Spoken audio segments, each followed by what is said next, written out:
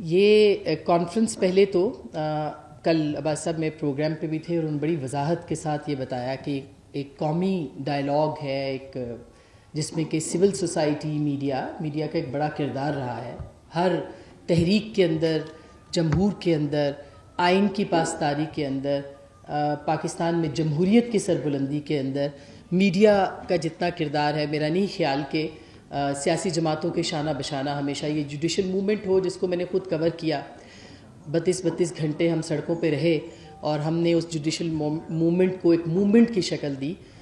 وہ بھی ہم نے دیکھا۔ اور نوابزادہ نصراللہ خان صاحب آج کل مجھے بہت یاد آ رہے ہیں، واسی صاحب کو، مہتاب عباس صاحب کو یاد ہوگا ARD جب شروع ہوئی چند لوگ ان کے پاس جاتے تھے، چند لوگ ان کے ساتھ ہوتے تھے، چند صحافی ان کے ساتھ کھڑے ہوتے تھے کیونکہ بہت سخت حالات تھے جنرل مشرف کے ابتدائی ایام اور بہت پابندیاں تھیں،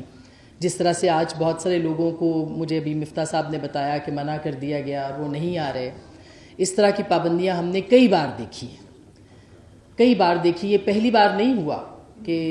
جو صحافی ہیں ان کو روک دیا جائے، ان کو پابند کر دیا جائے، ان کو آنے سے منع کر دیا جائے، ان کے اخبارات کے مالکان، ان کے جو ٹی وی چینلز کے مالکان ہیں ان کے اوپر پابندیاں اور سختیاں نہ کریں۔ یہ پہلی بار نہیں ہوا، یہ ہم نے اسلام آباد کی سڑکوں پہ کئی بار دیکھا، کئی بار بھگتا، کئی بار یہ ایکسپیرینس کیا۔ میں اس وضاحت کا کہ قومی کانفرنس ہے اور ہمیں ایک جو ہماری باؤنڈری ہے، ہم کسی سیاسی جماعت کے ساتھ نہیں ہیں،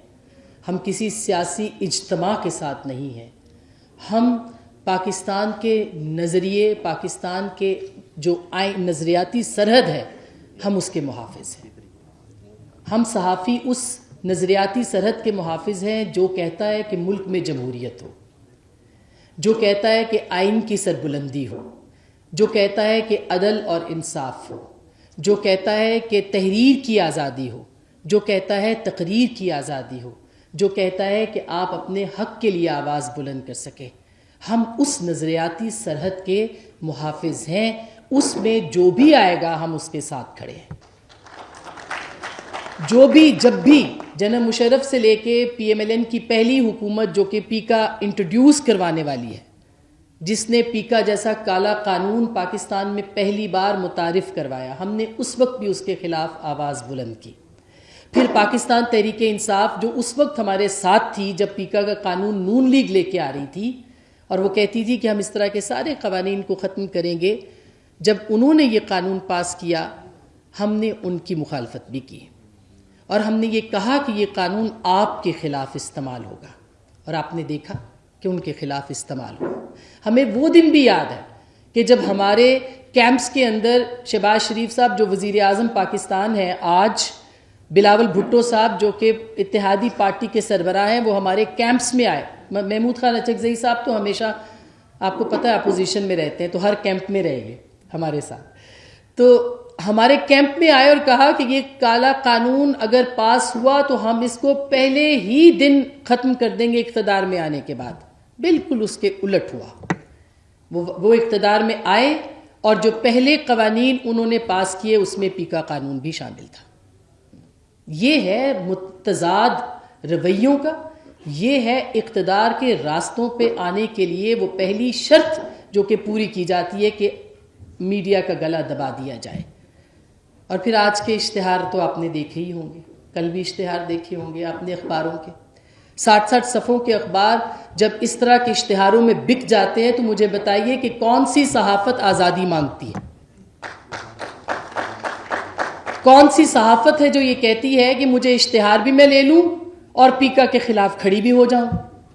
کون سی صحافت ہے جو یہ کہتی ہے کہ یہ کروڑوں روپے کے اشتہار آپ فرنٹ پیج پہ چھاپ دیں اور اس کو سب سے بڑی بددیانتی دیکھیے کہ خبر کی صورت اس کو چھاپیں آپ؟ ہم نے کبھی صحافت میں یہ نہیں دیکھا تھا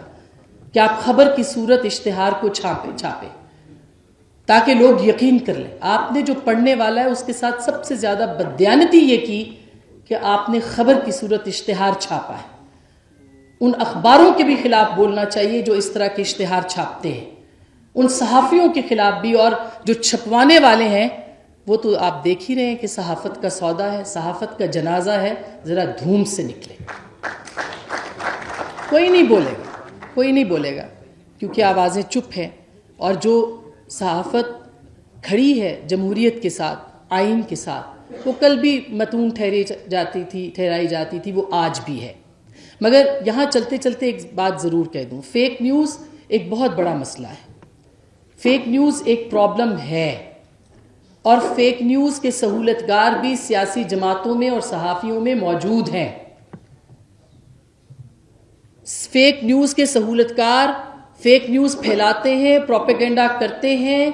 نفرت پھیلاتے ہیں، نفرت کے سوداگر ہیں،